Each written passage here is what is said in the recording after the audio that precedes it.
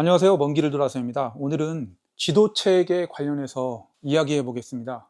오래전 방송에서 제가 가지고 있는 지도책을 모두 꺼내놓고 방송을 한번 한 적이 있어요. 그 이후로도 몇 권의 지도책을 구입했고 완독을 했었습니다. 그리고 또 최근에는 이렇게 도서관에서 일부 지도와 관련된 책도 대여를 하고 있는 상황이에요. 아무튼 첫 번째 지도와 관련된 책 방송 이후로 읽었거나 대여하고 있는 책을 위주로 이야기를 해보겠습니다. 저는 다수의 독서를 하고 있는 입장입니다. 그렇기 때문에 언제나 문자 속을 헤매고 있습니다. 어떤 책들은 마치 안개 속을 헤매는 것 같은 그런 혼란스러운 상황에 맞닥뜨리곤 합니다. 가끔은 그림책을 보고 싶은 열망이 있죠. 그림책 중에서도 도표나 그래프화 된 것보다는 오히려 지도책을 보고 싶어 하는 욕망이 언제나 제 마음속에 도사리고 있습니다. 그렇다면 왜 많은 책 중에 지도책을 보고 싶어 하는 그런 의문이 드는데, 그것은 소설책 등을 읽다 보면 언제나 어느 특정 공간에서 벌어지는 인간의 이야기를 기술하고 있기 때문에 이야기 속의 공간은 어떠할까라는 궁금증이 늘 있어요. 그리고 공간에 대한 이해가 뒷받침될 때 소설 속 이야기를 더 깊게 받아들일 수 있는 장점도 분명히 있습니다. 그렇기 때문에 저는 이 공간을 아주 중요시 생각하고, 따라서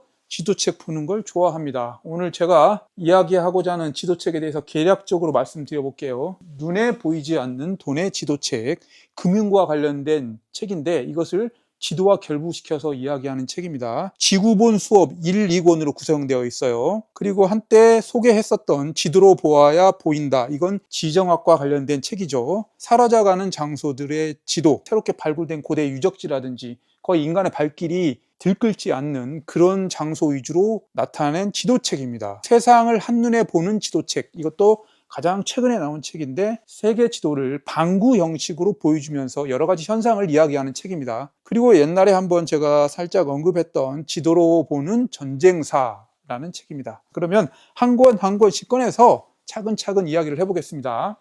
제일 먼저 이야기할 책은 세상을 한눈에 보는 지도책입니다. 전면에 지도가 그려져 있고 아주 판형이 큰 책이죠. 뒤편을 보시면 세계의 불편한 진실을 왜곡 없이 그려낸 이 시대 최고의 지리 교양서라는 문구가 눈에 띕니다. 자, 이 문구 중에서 가장 유념 있게 살펴볼 것은 진실을 왜곡 없이 그려낸 이라는 뜻입니다. 그러니까 뭔가 지도를 통해서 현재 지구상에서 벌어지고 있는 현상을 왜곡 없이 보여준다는 그런 뜻인데 중의적인 의미를 담고 있어요. 여기서 왜곡이 없다는 것은 지도의 면적을 왜곡을 최소화시켰다. 그리고 또 왜곡을 최소화시킨 지도로 세계의 현상을 진실되게 보여주겠다. 이런 중의적 의미를 담고 있다고 저는 생각합니다. 그러면 책의 내용을 한번 살펴보겠습니다. 먼저 이 목차를 개략적으로 보신다면 1번 지구의 맥을 짚어보는 방구 세계지도, 2번 지구 주민들의 맥을 짚어보는 방구 세계지도, 3번 인류 사회의 맥을 짚어보는 방구 세계지도. 목차 중에 공통된 문구가 하나 있죠.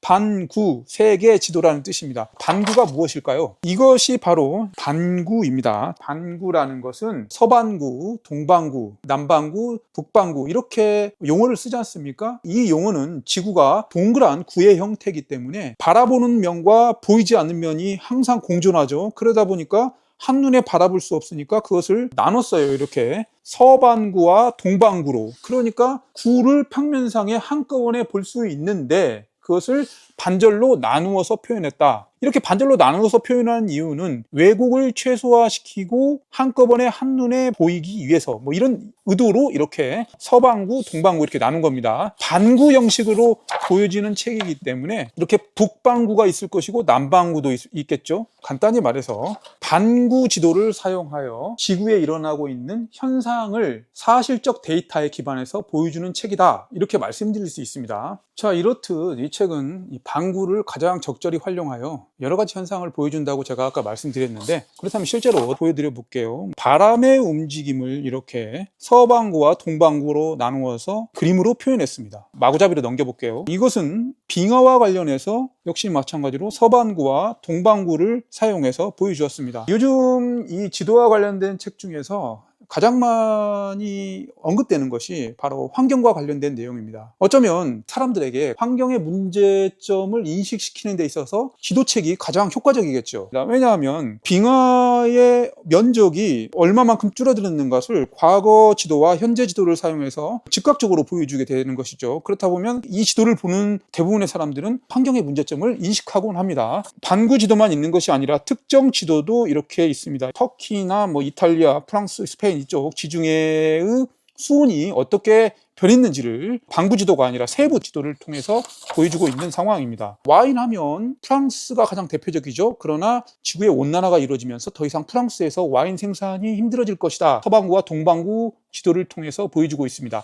잠깐만 여기서 짚고 넘어가 볼게요. 대한민국 한반도지 않습니까? 한반도를 통상적으로 우리가 늘 좁은 영토라고 말을 합니다. 그러나 세계 지도를 자주 보는 입장에서 말씀드리자면 그렇게 한반도가 좁은 영토는 아닌 것 같아요. 왜냐하면 그 어떤 세계 전도를 보더라도 이렇게 한반도는 반도의 그림으로 명백하게 나타나 있고 실제로 그렇게 좁은 영토가 아니라고 느껴집니다. 이런 생각도 떠오르곤 합니다. 또 마침 넘긴 장은 과잉 어로에 대해서 나타내고 있네요. 무분별한 남획으로 인해서 어류가 고갈되고 있다. 그런 걸 표현한 것이죠. 그리고 이 파란 선은 항해 경로를 표현하는 것입니다. 성격차 지수를 나타냈다고 합니다. 그러니까 짙은 노란색에 가까울수록 성평등이 실현된 나라고 검은색 쪽은 성차별이 심한 곳이죠. 우리나라는 성차별이 심한 것으로 표현되어 있네요. 어떤 사회 현상을 표현한 세계 지도를 보다 보면 한 가지 공통점이 있습니다. 국민소득이라든지 환경 문제라든지 사회 현상을 보면 대부분 서유럽, 그 다음에 일본과 우리나라, 그 다음에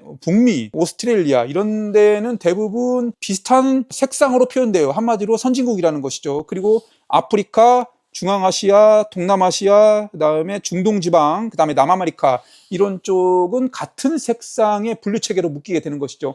한마디로 국민소득이 낮고 저개발국가, 정치적 불안정이 있는 나라 이렇게 알 수 있죠. 마지막에는 우주와 관련된 부분까지 이 책은 담고 있습니다. 한마디로 이 책은 세계 지도를 이렇게 두 개의 방구를 사용하여 지구상에 일어나는 여러 가지 현상을 데이터와 결합시켜서 표현한 지도책이다. 이렇게 말씀드리고 싶고 이 책을 평가 내린다면 상당히 유용하고 좋은 책이다 라고 말씀드리겠습니다. 나는 소설책만을 위주로 읽는다. 나는 역사책이라든지 사회학 책을 위주로 읽는다. 이런 분들은 지도책을 한번 보시길 권해드립니다. 도대체 소설과 지도책이 무슨 상관이 있냐라고 되물으실 수 있지만 분명히 상관이 있습니다. 소설은 인간의 이야기고 어느 특정 공간에 대한 이야기죠. 반드시 인간은 어느 특정 공간에서 살아가야 하고 그 공간이 인간에게 주는 영향은 매우 크기 때문에 이렇게 지도와 관련된 책을 많이 읽는 것은 소설 같은 책을 읽었을 때 그 소설의 가치를 더 잘 흡수할 수 있는 여건을 제공한다는 장점을 가지고 있죠. 따라서 지도책을 적극 권장합니다. 세상을 한눈에 보는 지도책이었습니다. 아주 유용한 책이라고 생각합니다.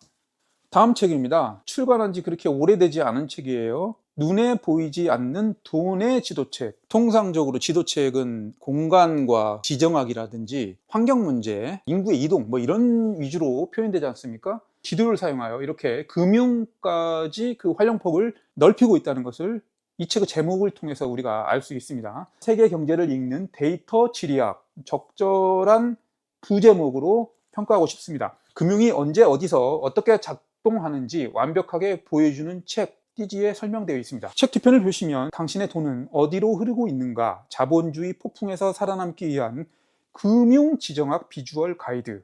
여기서 핵심 문구는 금융지정학이라고 볼 수가 있겠네요. 금융지정학이라는 단어가 사전에 등재되어 있는지 제가 그건 모르겠습니다. 아마도 등재되어 있지 않을 것 같아요. 이 책에서 이렇게 단어를 생성시킨 것 같아요. 자, 이 책도 역시 제가 완독을 했습니다. 그러면 책의 본문을 한번 살펴보겠습니다. 금융과 관련된 책인데 책의 전체적인 디자인은 분명히 지도책으로 보여지고 있습니다. 목차를 보시면 역사와 지리, 자산과 시장, 투자자와 투자, 중개와 기술, 도시와 중심지, 지리적 요인과 금융의 요소를 결합시킨 목차의 제목 같아요. 목차의 세부 현황이 나오고 그다음에 서문이 나오고 1장 역사와 지리라는 부분부터 책이 시작합니다. 그림과 지도를 뒷받침하는 내용이 쓰여져 있습니다. 이완화와 그 조상, 지도를 사용해서 화폐와 관련해서 설명하고 있다는 것을 알 수 있습니다. 이 책이 금융지정학이라는 뒷표지에 있는 문구가 타당한 이유는 바로 이 부분을 보면 알 수 있습니다. 기부금이라는 것이 어떠한 경로를 통해서 이동이 이루어지는지 지도와 기호를 사용해서 표현한다는 것을 알 수 있습니다. 금융은 어떤 숫자화된 도표나 차트 등으로 보여지는 것이 일반적일 거라고 생각하는데, 그것을 지도와 결부시켜서 이야기하다 보니까 그 이해도가 더 빠르다는 것을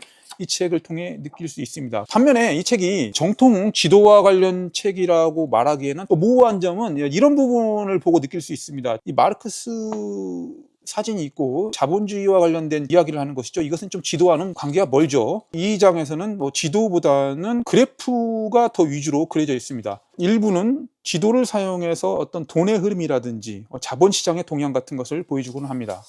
율법이 장식한 자본 모자이크, 그러니까 이슬람권역의 어떤 금융과 관련된 내용을 다루고 있는데, 이것은 지도는 맞는데 지도를 변형시킨 거죠. 그러니까 분명히 지도의 요소가 들어가 있지만 자본, 즉 금융과 관련된 내용이 더 많다, 그렇게 표현하겠습니다.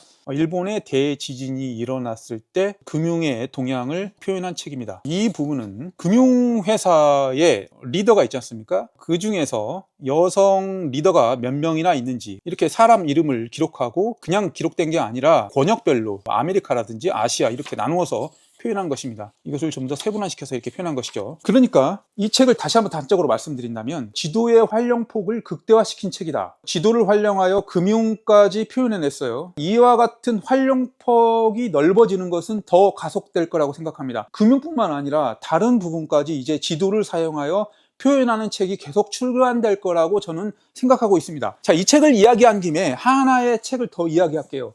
제가 지난번 방송에서 소개했던 눈에 보이지 않는 지도책이라는 책인데, 이 두 권은 출판사도 같고 비슷한 스타일의 책입니다. 그러나 주제는 조금 다르죠. 이것은 어떤 지도로 세상 모두 사회 현상을 표현하는 데 반해 이 책은 금융과 관련을 위주로 표현한 책인데, 그러나 본질적으로 그 책의 디자인과 스타일은 같다라고 말씀드리겠습니다. 지도의 본연에 충실해서 어떤 사회적 현상을 표현한 책이다, 이렇게 말씀드릴 수 있는데, 이 책을 읽으실 분은 먼저 이 눈에 보이지 않는 지도책을 먼저 읽어보시길 권고해 드리겠습니다. 솔직히 말씀드려서 눈에 보이지 않는 지도책이 좀 더 유용한 책임은 분명합니다. 두 권은 같은 출판사에서 나온 책이고 같은 표현 방식을 사용했기 때문에 이 두 권만 읽어도 전 지구적 사회 현상을 이해하는 데 있어서 매우 좋은 책이 아닐까 생각해 봅니다. 자, 오늘은 눈에 보이지 않는 돈의 지도책에 대해서 말씀드렸습니다.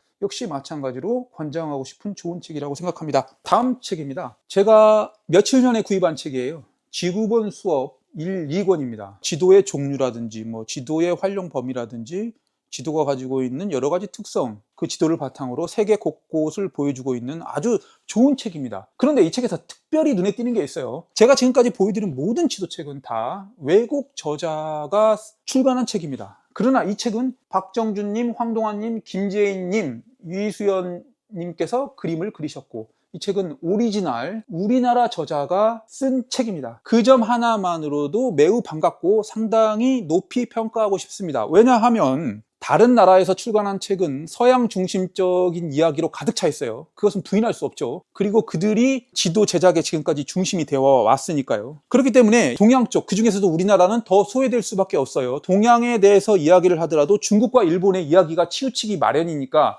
우리나라에 대한 이야기는 소외될 수밖에 없는 현실이었어요. 그러나 이 책은 저자가 우리나라이기 때문에 우리나라의 중심적 이야기가 많이 들어가 있고, 서구 세계를 바라보는 것도 동양적 관점에서 바라보는 문구들이 아주 많이 들어가 있어요.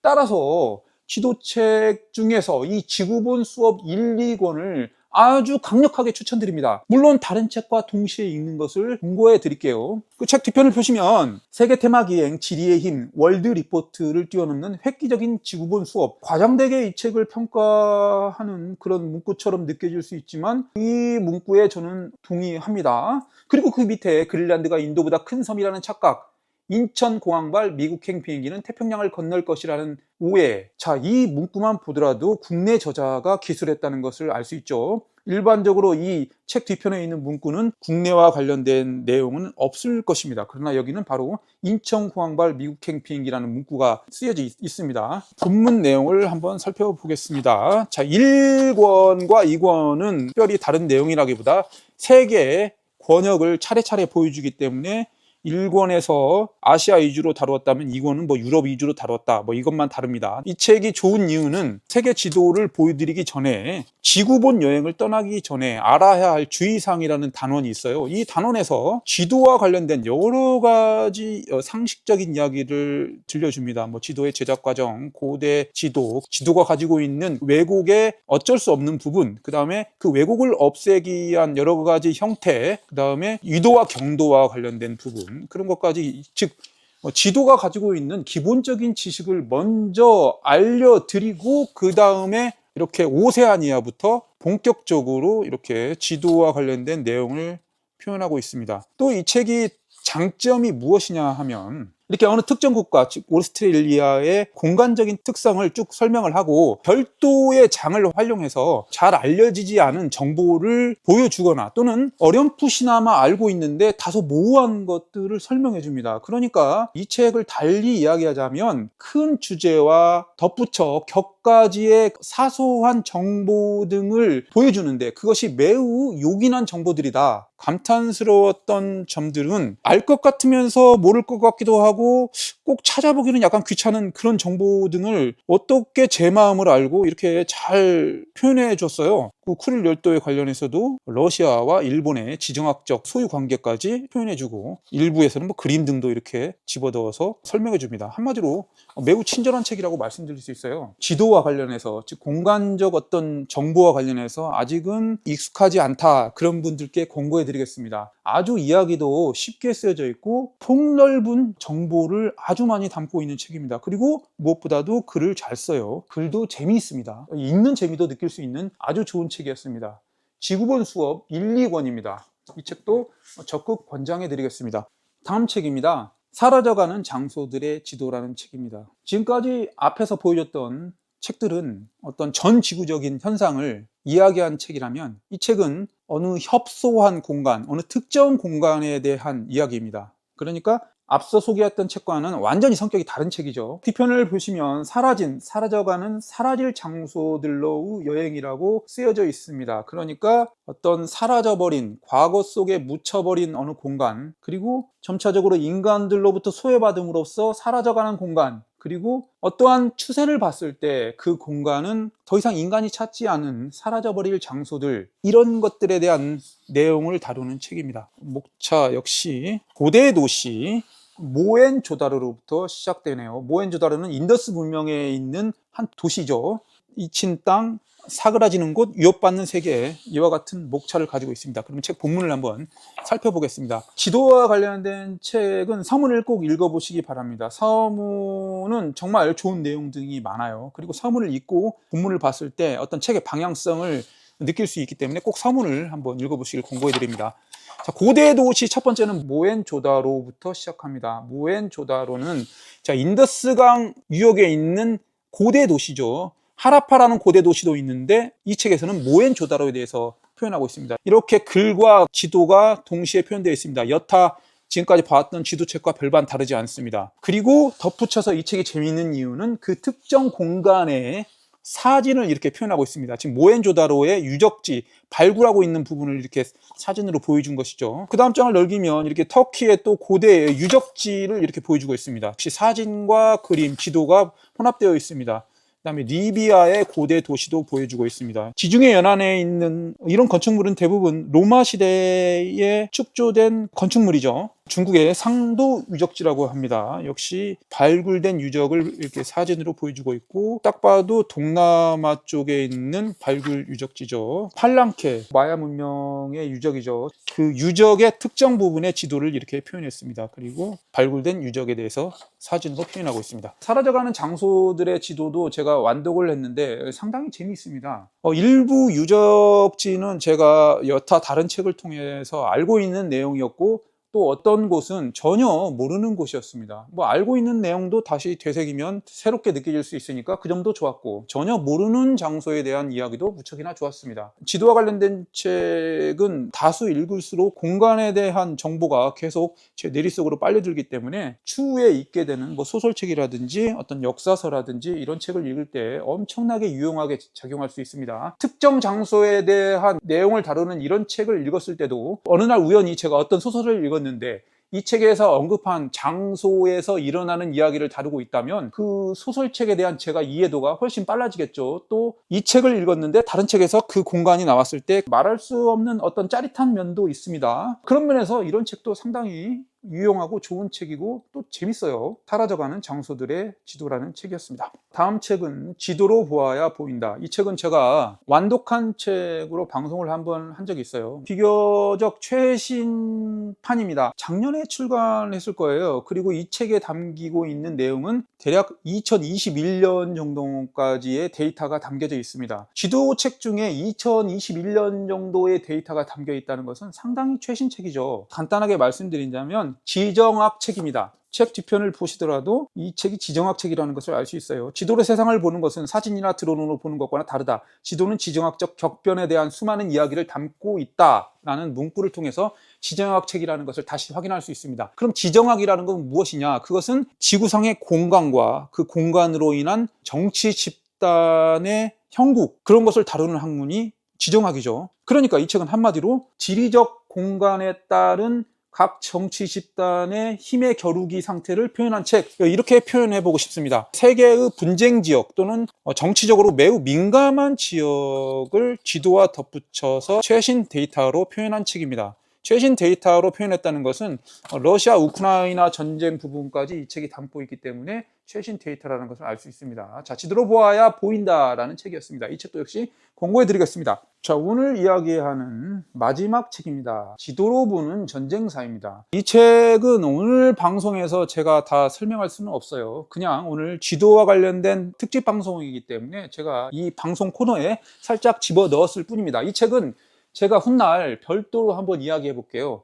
또 이 책에 자매품이 있어요. 지도로 보는 세계사라는 그 자매품이 있는데 그 책은 아직 제가 구입하지 못했어요. 그 책까지 제가 구입할 예정인데 그 책까지 구입해서 두 권을 동시에 한번 이야기해 보고 싶어요. 그런데 그 책은 되게 비싸요. 이 책도 역시 52,000원이네요. 되게 비쌉니다. 이 책은 지도로 지금까지 인류가 살아오면서 행한 대부분의 주요 전투를 이 책에 다 실었어요. 전쟁과 지도는 뗄래야 뗄 수가 없는 것이죠. 어떻게 보면 지도를 만들고자 하는 욕구는 어떤 자원 수탈 그리고 전쟁, 뭐 이 두 가지 목적에서 지도가 만들어지지 않았을까요? 그렇기 때문에 전쟁과 지도는 다른 단어이지만 사실은 아주 가깝게 긴밀하게 결부되어 있는 단어죠. 이 목차를 펼치게 되면 서기 1000년 이전, 그러니까 기원전부터 이렇게 쭉 현재까지 인류가 치른 중요한 전투를 대부분 다루고 있습니다. 그리고 이렇게